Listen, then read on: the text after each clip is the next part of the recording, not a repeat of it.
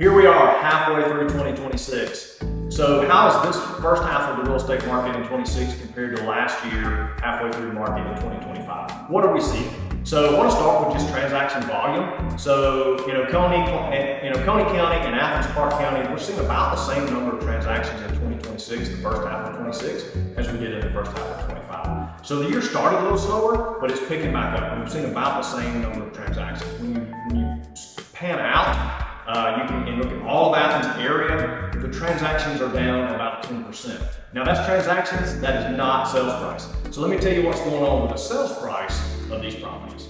So in Oconee County, the average sales price in 2025 was $696,000. This year, $721,000. So that's an increase year over year of 3.5%. Prices have, on average, risen 3.5%.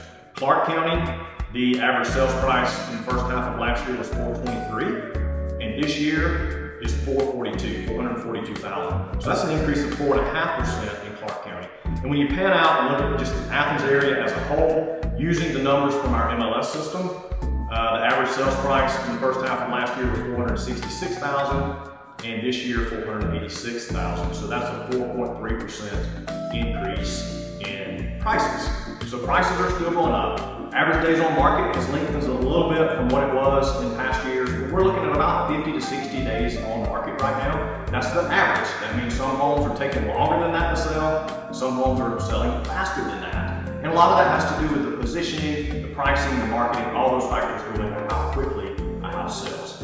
And sales price ratio from list price to sales price, we are seeing that buyers are able to negotiate a little bit more now. Average list to sell price, on average, again, homes are selling at about 97% of the list price.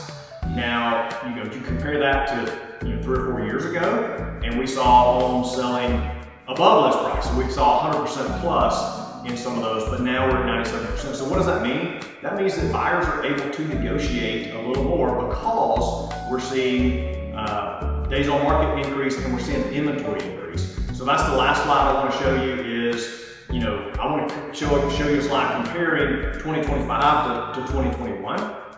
And as you see, 2025, you see the number of listings to sales ratio.